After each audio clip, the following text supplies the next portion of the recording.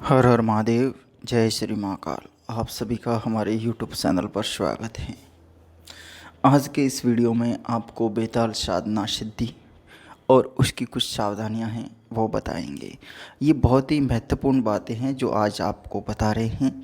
अगर इसमें कोई कहता है कि किसी का क्वेश्चन उठता है कि आपने बेताल साधना की है और आप जो बता रहे हो सही है, तो इसका उत्तर भी यही होगा कि हाँ।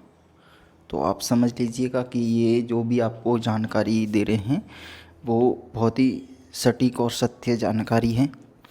आप अगर बेताल साधना करते हैं तो किन बातों का विशेष ध्यान रखें और किस प्रकार से करें, इसलिए आप इस वीडियो को पूरा सुनिएगा, आराम से देखिएगा, आपको पता चल जाएगा।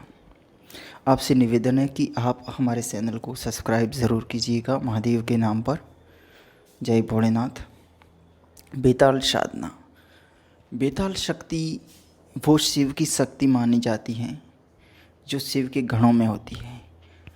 शिव के गण में होते हैं बेताल भी, और बेताल की साधना करने के लिए आपको कुछ समय पहले से ही किसी विशेष इष्ट यानी भगवान शिव की साधना करते हैं तो सबसे बेहतर रहेगा। आप अगर बेताल की साधना करते हैं तो सबसे पहले ये जान लीजिएगा कि आपके साथ में आपकी शक्तियों की भी आपको सुरक्षा करनी पड़ेगी। वो कैसे, समझ लीजिएगा। अगर आप किसी यक्षिणी के साधक हैं, किसी पिशाचिनी के या किसी वीर के या कोई भैरव साधना आपने की रखी है, तो छोटी छोटी साधनाओं को आपने कर रखा है और उसके बाद में अगर आप बेताल साधना कर रहे हैं तो समझ लीजिएगा कि आपको तो नुकसान है ही, आपके पीछे जो भी आपकी सिद्ध शक्तियां हैं वो भी आपसे अलग हो जाएगी। इसका कारण ये है कि बेताल शक्ति एक ऐसी होती है, जब इसको आप बुलाएंगे तो ये क्रोधित हो जाता है, ये किसी के वश में होना नहीं चाहता है। इसकी आप साधना करेंगे जब तक आप इनको केवल इनका पूजा पाठ करते हैं तब तक ही ये सीमित है। उसके बाद में आप वश में करने की कोशिश करते हैं तो ये क्रोधित हो जाता है और ये किसी के वश में होना नहीं चाहता है।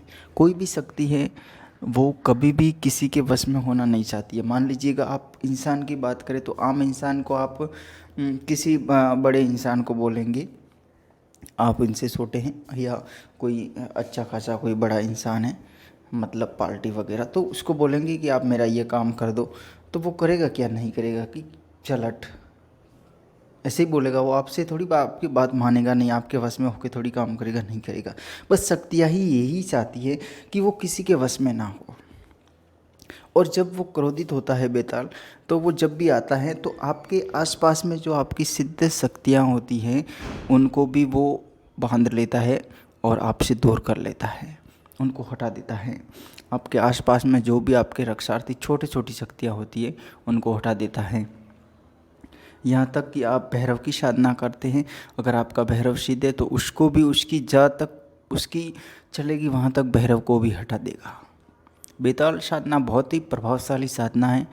इसको सिद्ध करने के लिए आपके पास में विशेष साधना शक्ति चाहिए, विशेष इष्ट बल चाहिए, जैसे माँ काली, शिव, बंगलामुखी या गायत्री साधना वाला अगर कोई साधक है वही इन शक्तियों को सिद्ध करे।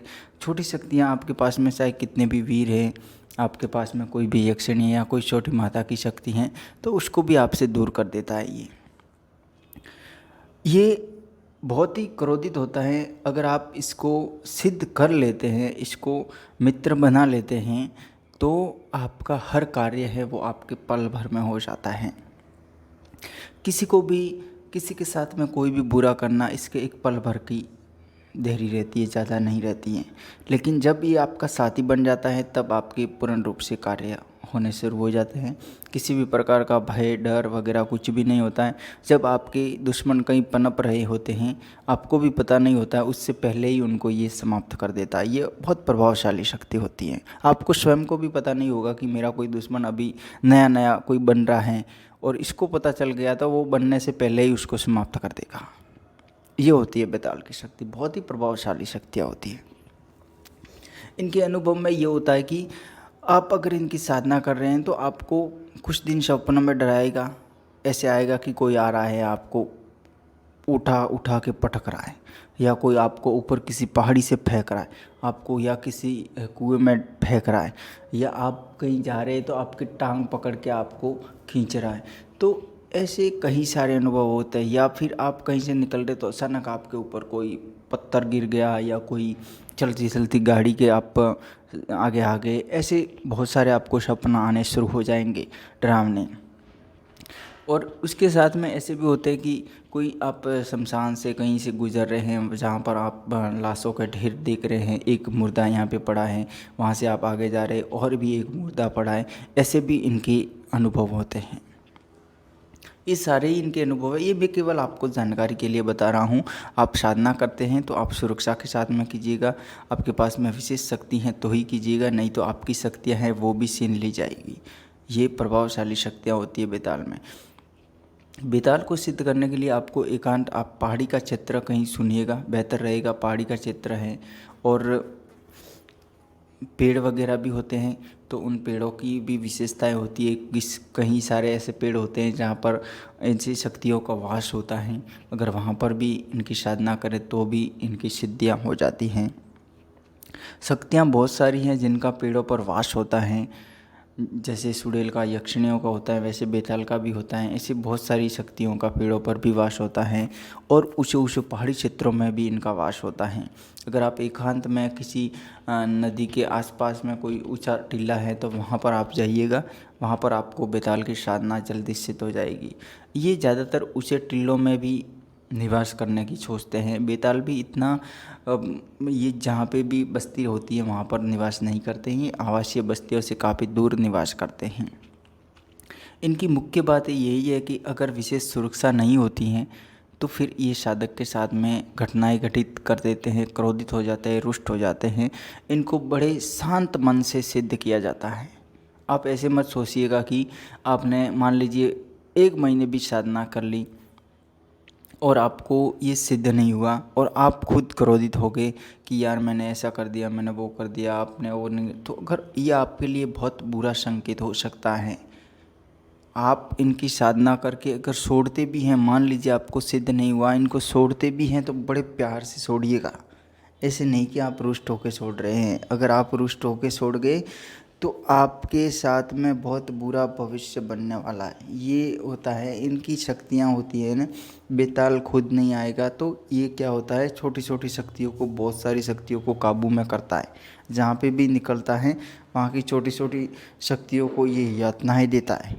बेताल कोई मामूली सी शक्ति नहीं होती है, ये यातना देने वाली शक्तियाँ होती हैं। ये जहाँ पे भी जो इसके लपेटे में आता है उसको प्रभावशाली तरीके से उसको वहाँ से भगाने की कोशिश करता है। जहाँ पे इनका निवास होता है वहाँ पे दूसरी शक्तियों का आसपास से गुजरना भी बहुत बुरी बात मानी जाती है। छोटी छोटी शक्तियाँ वहाँ से गुजर भी नहीं सकती हैं। ये बेताल की प्रभावशाली शक्ति होती है, इसलिए ये क्रोधित बहुत होता है। आप भैरव साधक हैं तो आपके लिए अगर आपके पीछे लग जाता है तो आपका कोई भी भैरव है वो इसको कितनी बार रोकेगा तो भी ये बार बार आएगा, और हो सकता है कि कभी भैरव को ही ये रोक लेता है।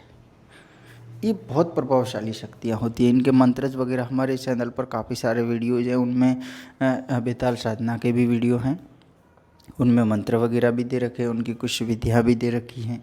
और भी आप हमसे जुड़ना चाहते हैं तो टेलीग्राम लिंक आपको डिस्क्रिप्शन में मिल जाएगा, आप जुड़िएगा।